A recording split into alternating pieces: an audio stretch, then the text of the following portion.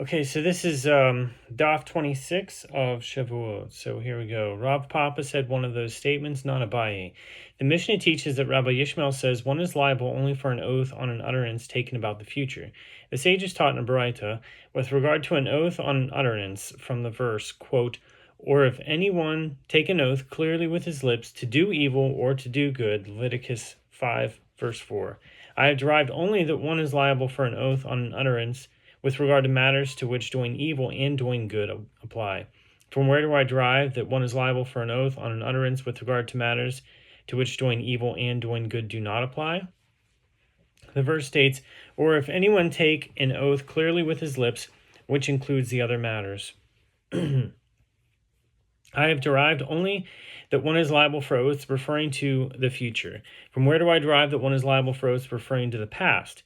The verse subsequently states, quote, whatsoever it be that a man shall utter clearly with an oath, Leviticus 5:4. This is the statement of Rabbi Akiva. Rabbi Yishmael says the verse states to do evil or to do good, referring exclusively to oaths about the future. The Baraita continues, Rabbi Akiva said to him, if so, then I have derived only that one is liable for an oath on an utterance with regard to matters to which doing evil and doing good apply. From where do I derive that one is liable for an oath on an utterance with regard to matters to which doing evil and doing good do not apply? Rabbi Yishmael said to Rabbi Akiva in response, it is derived from an amplification of the meaning of the verse. Rabbi Akiva said to him, if the verse is amplified for this, that is to extend the halacha of an oath on an utterance to matters that do not involve doing evil or good, the verse is amplified for that. It says oaths about the past. The Gemara questions, Rabbi Akiva said well his critique of the opinion of Rabbi Yishmael. Why does Rabbi Yishmael disagree? Rabbi Yochanan said it is because Rabbi Yishmael was the one who served as a disciple of Rabbi Nehunya ben Hakana, who would interpret the entire Torah with the hermeneutical principle of generalization and a detail. Therefore, Rabbi Yishmael also interprets the Torah with the method of a generalization and a detail. Rabbi Akiva was one who served as a disciple of Nahum Ishgamzu, who would interpret the entire Torah with the hermeneutic principle of amplification and restriction. Therefore, Rabbi Akiva also interprets the Torah by amplification and restriction. What is the specific instance in this context where one finds that Rabbi Akiva interprets with amplifications and restrictions? It is, as it is taught in the Baraita, that when the verse states, or if anyone take an oath clearly with his lips, Leviticus 5:4, it amplifies the range of possible oaths for which one could be liable to bring an offering for an oath on an utterance. When the verse continues to do evil or to do good, it restricts that range. When it further continues, whatsoever it be that a man shall utter clearly with an oath, it then amplifies again, according to the hermeneutical principle that when a verse amplified and then restricted and then amplified, it amplified the relevant category to include everything except for the specific matter that was excluded by the restriction. What was included when the verse amplified the range of liability? It amplified it to include all matters about which one might take an oath.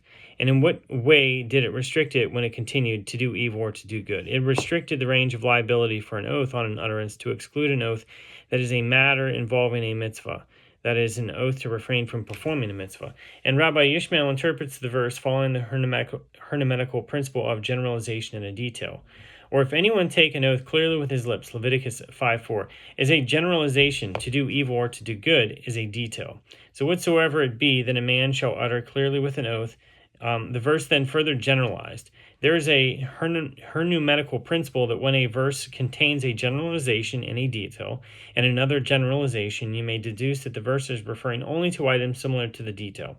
Just as the detail in the verse is explicitly an oath referring to the future, so too all the oaths for which one is liable must be referring to the future. The generalization serves to include even those matters that do not concern doing evil or doing good, when they refer to the future. The detail serves to exclude even matters that concern doing evil or doing good, when they refer to the past. The Gemara challenges, I will reverse it and say that the generalization serves to include oaths concerning the past, and the detail serves to exclude matters that do not involve doing evil or doing good. Why is that not an equally legitimate interpretation of the verse? So Rabbi Yitzchak said that Rabbi Yishmael understands that liability is extended to one whose oath is similar to an oath, quote, to do evil or to do good. Leviticus 5:4. He whose prohibition is due to the verse, quote, he shall not break his word, Numbers 30, verse 3, is liable.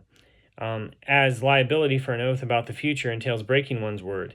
Excluded is that oath whose prohibition is not due to the verse, quote, he shall not break his word. Rather, it is due to the verse, quote, you shall not lie, Leviticus 19, verse 11, since liability for an oath about the past applies when the oath itself was a lie. Rav Yitzchak bar Avin says that there is a different explanation of Rabbi Yishmael's opinion. The verse states, quote, or if anyone take an oath clearly with his lips to do evil or to do good, referring to one whose oath precedes its clarification. That is the action that breaks it, and not to one who takes an oath where the clarification, that is the action prohibited in the oath, precedes the oath. Excluded is that oath where one said, for example, I ate or I did not eat, where the action precedes the oath. The sages taught in a Braita, the verse states, or if anyone take an oath clearly with his lips to do evil or to do good, whatsoever it be that a man shall utter clearly with an oath, and it is hidden from him, and when he knows of it, be guilty in one of these things, Leviticus 5:4. The phrase, a man, etc., with an oath, serves to exclude a victim of circumstances beyond his control from liability to bring an offering. The term, quote, and it is hidden, serves to exclude from liability one who broke his oath intentionally, as he does not deserve to be able to achieve atonement through bringing an offering. The Braita continues, the term from him teaches that one who was unaware of his oath, forgot it, and subsequently broke it, is liable to bring an offering. One might have thought that an oath taker is also liable when he broke an oath because he was unaware that a particular item is forbidden as the object of his oath. Therefore, the verse states, with an oath, and it is hidden from him. So he is liable for lack of awareness of the oath, but he is not liable for lack of awareness of the object of the oath. The master says above in the Braita, the phrase, quote, a man, etc., with an oath, serves to exclude a victim of circumstances beyond his control. The Gemara asks, what are such circumstances? The Gemara answers, it is as it was with Rav Kahana and Rav Asi, who, when they were standing up in the presence of Rav, their teacher, at the conclusion of a lesson, disagreed with regard to exactly what he said. One sage said, on my oath, Rav said like this, and the other sage said, on my oath, Rav said like that. When they came before Rav to clarify what he had said, he stated his opinion in accordance with what one of them had said. The other said to Rav, did I then take a false oath? Rav said to him, your heart compelled you. It is not regarded as a false oath, since at the time that you took the oath, you were certain you were telling the truth. The Braita teaches, the phrase, quote, and it is hidden from him, teaches that one who was unaware of his oath, that is, forgot it and subsequently broke it, is liable to bring an offering. One might have thought that the oath taker is also liable when he broke the oath because he was unaware that a particular item is forbidden as the object of his oath. Therefore, the verse states, with an oath, and it is hidden from him. He is liable for lack of awareness of the oath, but he is not liable for lack of awareness of the object of the oath. They laughed at this in the West, meaning in Eretz Yisrael, and said, granted, you find lack of awareness of one's oath without there being lack of awareness of the object of the oath, as in a case where one said, on my oath I will not eat wheat bread, and he thought he had said, I will eat wheat bread, as in that case his oath is forgotten and the object of it is remembered. But under what circumstances is there a case of lack of awareness of the oath of the lack of awareness of the object of the oath without lack of awareness of the oath itself?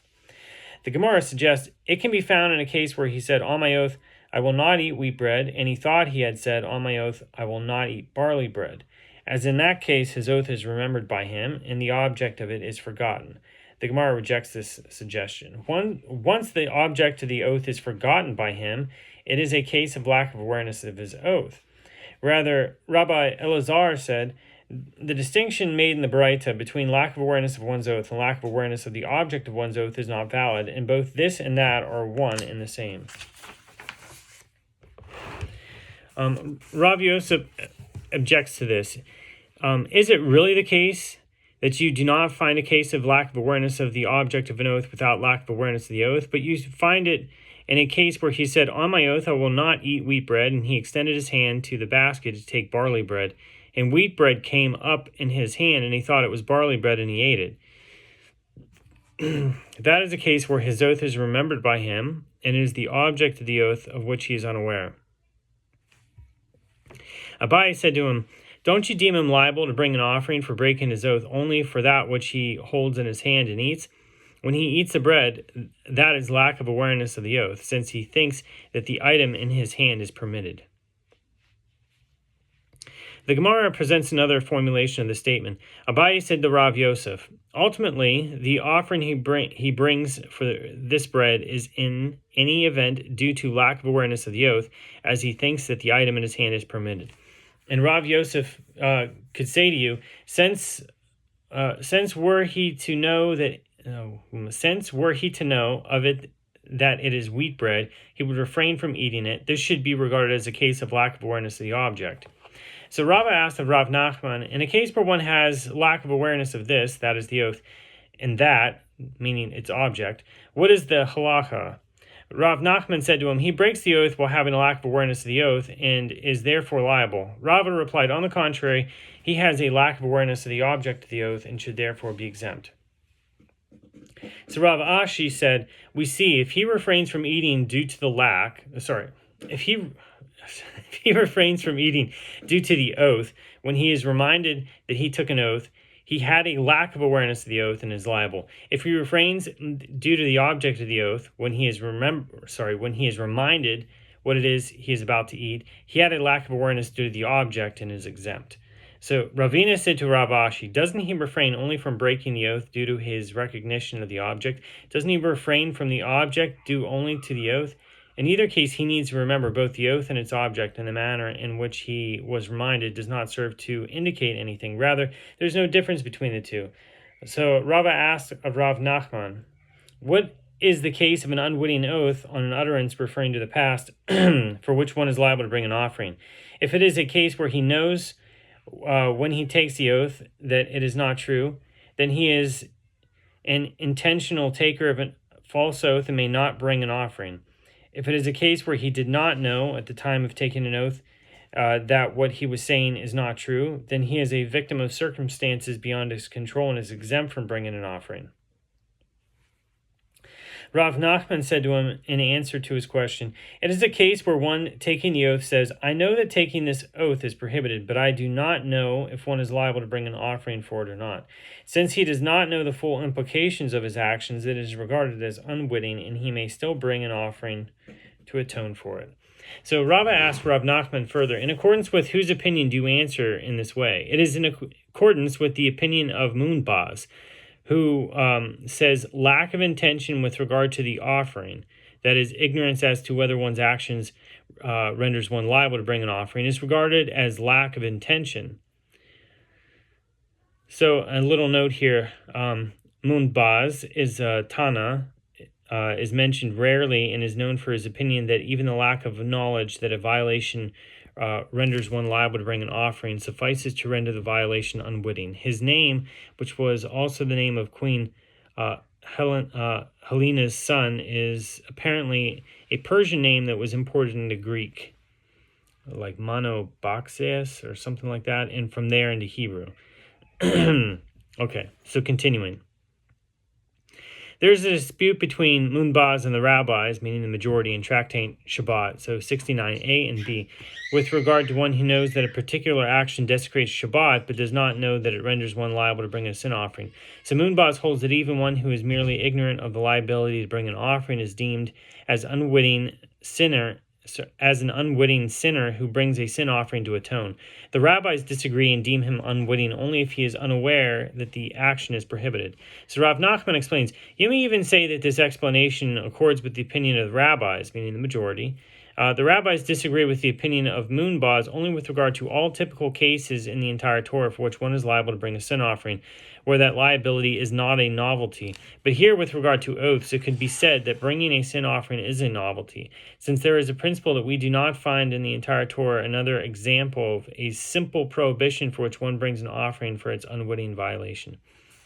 So Rav Nachman continues, the reason for this principle is that we derive for which prohibitions one brings a sin offering from the prohibition of idol worship, where one is liable to receive karet for an intentional violation, and one is liable to bring a sin offering for an unwitting violation. And yet here, in the case of the oath, one brings a sin offering, even though intentional violation of the prohibition is not punishable by karet, or spiritual excision. Okay. Given the novelty of the offering for an oath on an utterance, even the rabbis would agree that ignorance of the fact that one is performing an action for which the Torah legislates an offering is sufficient for one to be regarded as unwitting and liable to bring a sliding scale offering. Ravina asked Rava, if one took an oath concerning a certain loaf, rendering himself prohibited from eating it, and later his life is in danger due to his not eating it, what is the halacha? Is he liable to bring an offering in atonement for eating it? Rava responded, if his life is in danger, let the master permit him to eat, as saving his life overrides the prohibition. He is considered a victim of circumstances beyond his control and does not need to atone at all. So Ravina said, rather the question is this, with regard to one who is suffering from hunger and who ate it unwittingly, that is, he forgot the prohibition generated by the oath, although had he known, he would still have eaten this loaf of bread intentionally due to his hunger, what is the halacha? Rava said, when we learn in a Braita, one who had he known that his action was prohibited would have withdrawn from sinning due to his knowledge, brings an offering for his unwitting sin, but one who would not have withdrawn from sinning due to his knowledge does not bring an offering for his unwitting sin. Since he would have eaten anyway, he does not bring an offering. Shemuel says, even after one decided to take an oath, he needs to express it with his lips for it to take effect, as it is stated in the verse, or if anyone take an oath clearly with his lips to do evil or to do good, Leviticus 5:4. The Gemara raises an objection from a Braita. The verse states that one takes an oath with his lips, but not with his heart. From where is it derived that one who decided in his heart to take an oath is liable to bring an offering for an oath on an utterance? The verse states, whatsoever it be that a man shall express with an oath, Leviticus 5, verse 4. The Gemara points out, this Braita is difficult in itself. You said with his lips, but not with his heart. And then you said, from where is it derived that one who decided in his heart to take an oath is liable? There seems to be a contradiction within the Braita concerning the halacha where one did not express the oath. Rav Sheshet said, this is not difficult. This is what the Braita is saying. One takes an oath with his lips and does not take an oath when he merely decided in his heart to express with his lips, but has not yet actually expressed the oath verbally. From where is it derived that one who simply decided in his heart to take an oath without the intention of stating it with his lips is liable? The verse states, whatsoever it be that a man shall express with an oath. Leviticus 5:4. Boy, that verse gets a lot of traction. The Gemara challenges, but according to the opinion of Shemuel, this Braita nevertheless poses a difficulty, as it indicates that an oath that was not expressed verbally takes effect. Rav Sheshet said, resolve the difficulty and say the Braita like this. One takes an oath with his lips, but does not take an oath where he decided in his heart to express an oath prohibiting wheat bread, and he instead expressed an oath about barley bread. From where is it derived that he is liable where he decided in his heart to express an oath about wheat bread and expressed his oath about bread without specifying? The verse states, whatsoever it be that a man shall express with an oath. The Gemara raised an objection to the opinion of Shemuel from a Braita. The verse states, that which is gone out of your lips you shall observe and do, according as you have vowed freely to the Lord your God, even that which you have promised with your mouth. Deuteronomy 23:24. From here I have derived only a case in which he expresses with his lips. From where do I derive a case where he decided only in his heart? The verse states, in the context of the contributions to building the tabernacle, it says, and they came, both men and women, as many as were willing-hearted, and brought nose rings and earrings and signet rings and girdles, all jewels of gold. Exodus 35:22. The fact that the verse describes those who contributed as willing-hearted indicates that one becomes liable via a nonverbal decision. The Gemara answers, the case there of contributions to the tabernacle is different as it is written, as many as were willing-hearted. This halakha is stated only in the context of contributions to the tabernacle, not in the context of oaths. The Gemara suggests, let us learn from it that in general, oaths can be taken via a nonverbal decision.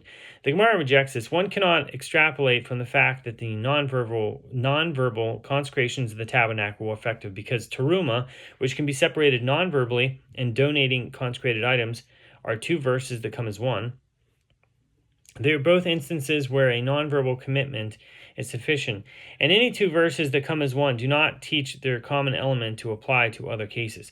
The Gemara asks, this works out well according to one who says that two verses that come as one do not teach their common element, but according to one who says that they do teach their common element, what can be said?